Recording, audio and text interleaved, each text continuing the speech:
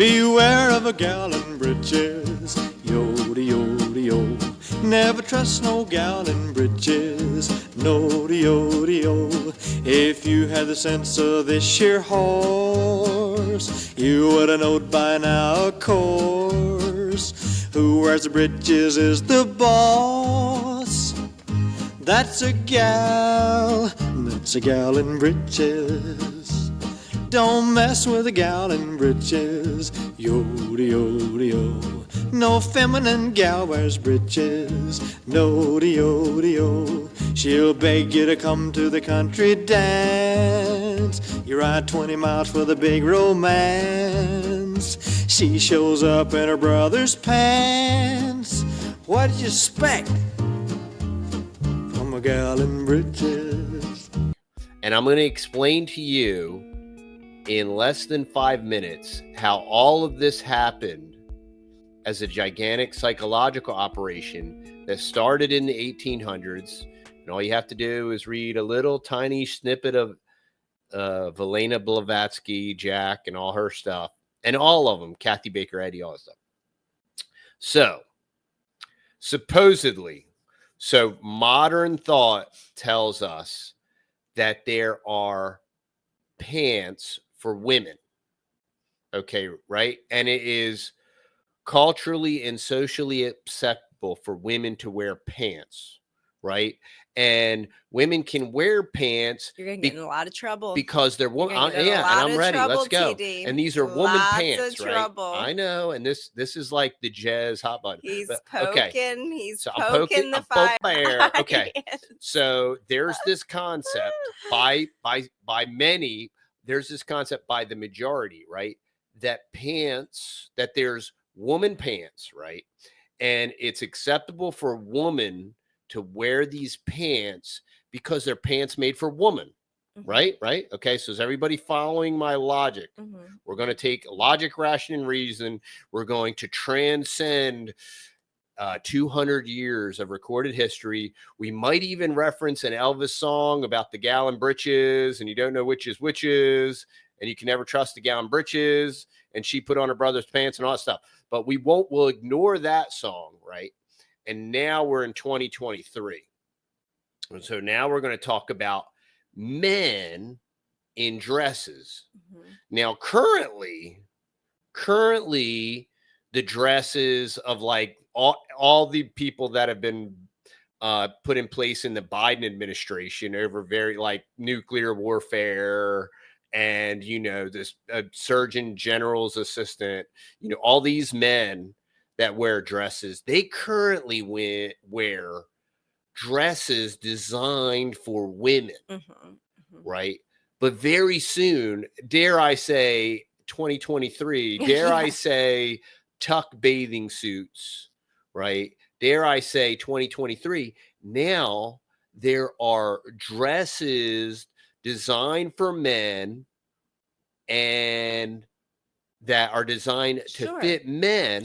So these are dresses for men. It's men's apparel. So are these not socially acceptable? And yes, why, if Christians can accept woman pants, they are absolutely pharisaical and hypocritical to not accept men's dresses. Right, of course. And that is rational, logical, and reasonable. And I hope that stirs your brain. Yeah.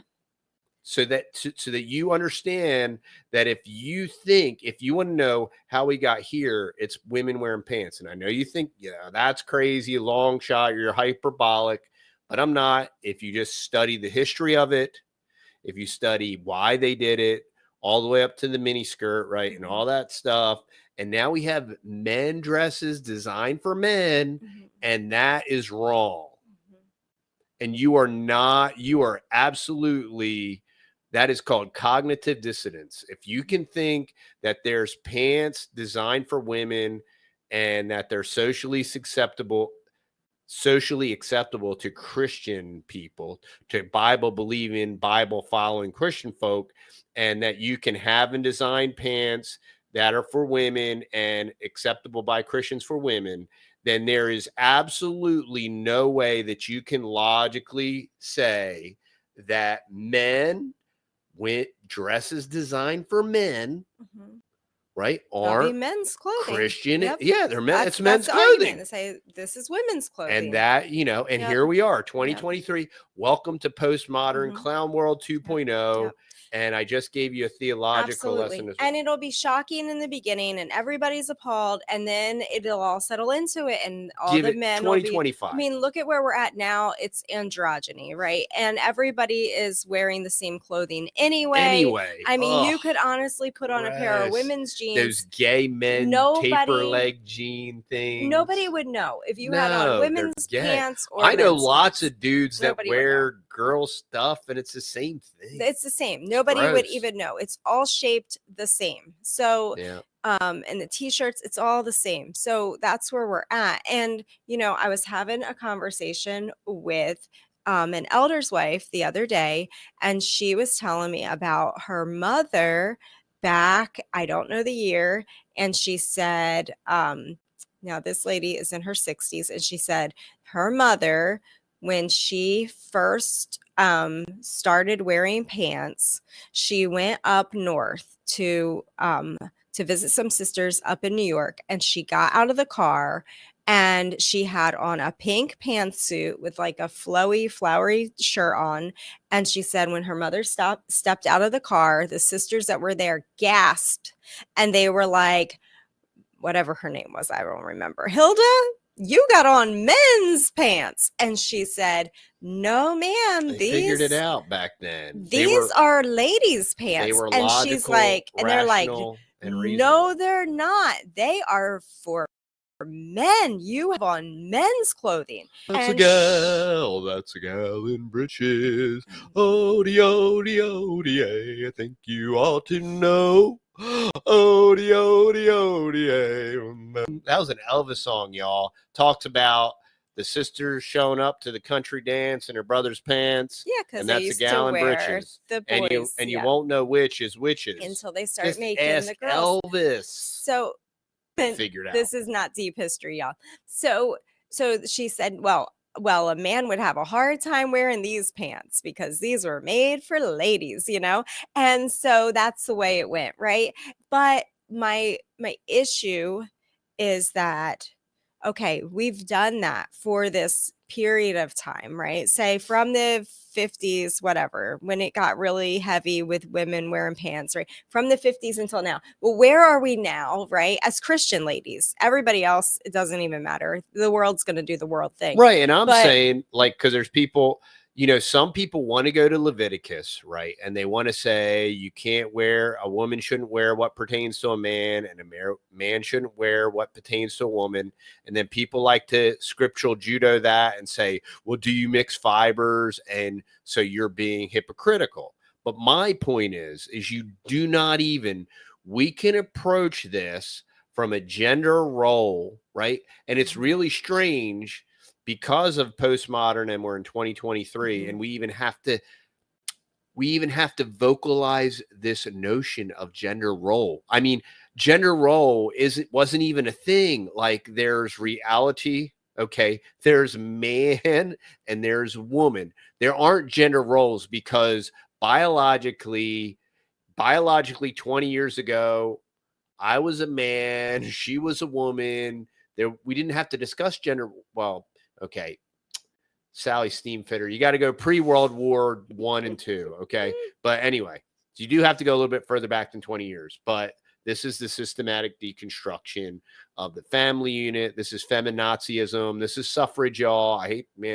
know you're going to hit the sacred cow and, you know, Balaam's ox and all that stuff. But, you know, suffrage, you know, oh, my wife has the ability to vote against me. Yay, this is going to make the country great. Well, I think she can defy me in public. I can't wait. We can just say, okay, I did these certain things to a certain point in time, but here we are now. So let's evaluate now.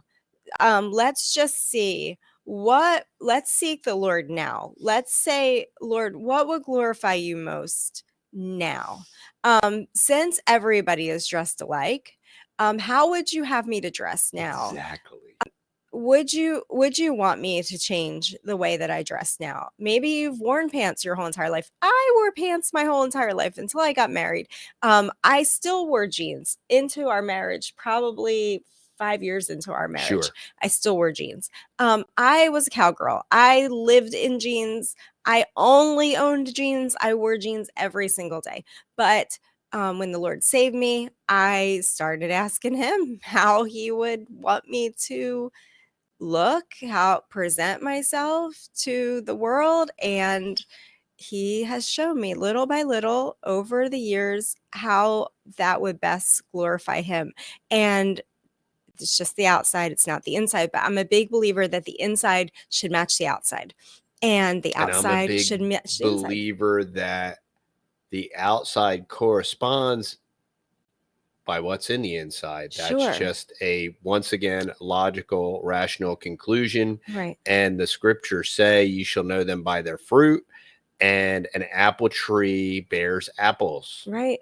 And so the other thing that I think has been stripped of us as women in this androgyny and this very casual culture that we live in, where nothing matters. It doesn't matter what you wear. It doesn't matter, if you go to Walmart in your pajamas, nothing matters. It just doesn't matter. Well, I mean, what do you have? You have women that think that they're doormats. You have women that, they're in their jammy pants or yoga pants all day long. They feel horrible about themselves. It doesn't help to elevate the role of the mother in the home. It doesn't help to honor the role of the wife, the woman. It just, when you think back of even 50 years ago or more, the mother and the wife and the woman was a very honorable role. It was very respectable if you went out into public and you were someone's wife or someone's mother or whatever. It was an honorable role. And a lot of that, it came from the way that women presented themselves when they were in public. If you present yourself as very, honorable and delicate and soft and feminine and vulnerable, you have respect in society. You get respect from the men. If a lot of people talk about this culture war, and what a simple, easy, normal, rational, logical thing is to support and promote women dressing like women, men dressing like men. There the twain shall meet, right? Mm-hmm. And not conforming to all this hip hop wankster like Kardashian retardia. Mm-hmm. That sounds like a t-shirt, right. But somehow we went from grocery stores, DEI grocery stores. Well, it's cultural. It does tie into it absolutely dress and how it is. And, and even men, they were more respectable back then. They had a nice button-up shirt on and a pair of nice pants and a belt, and they were tucked in, and the old fashioned type of tucked in. And they looked oh my word. They looked respectable. You can't even say tucked anymore. Oh my soul. They were respectable. They were honorable. And we have neighbors that are, older generation around us, and that's how they still dress every single day. And they are respectable. Like, it's just, I, as a lady, respect a man that is dressed, that took more than 5 minutes to walk out the front door, that he's not in public in his pajamas or looking sloppy. Like, that doesn't glorify anything. That doesn't do anything. Like, you can lighten somebody's day. You can bring a smile to somebody's day. When my neighbor shows up and he's in his 70s and he has this nice little shirt on and he's all tucked in, and he took some time that morning to comb his hair and look presentable, that lightens my day. That makes me happy. I am happy to see him, and vice versa. If I show up and I'm not in my bathrobe in the front yard, if I have a dress on and I took 5 minutes to wash my face and look presentable and pull my hair back, he's like, well, how you doing, lady? You know, and it's just a different level of respect. I don't know exactly how to say it, but our boys watch a lot of old cowboy shows, and a lot of those things are in there, and it reinforces that those social norms that we have totally lost, like just that respect and dignity that people had before. Yeah. Self-respect, and certainly respect for women as the genteel, as the weaker vessel. You know, now you're just relieved if a woman doesn't cuss like a sailor and doesn't have ink all over her body, right, flopping out with her sleeves cut off, so everybody sees her ink, her pagan ink.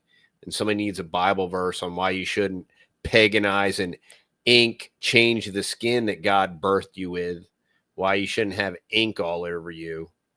Right. I think that we've just been sold a bill of goods. Or ear gauges. I think we've just been sold this, it doesn't matter. Bull loops in our noses so we can look like.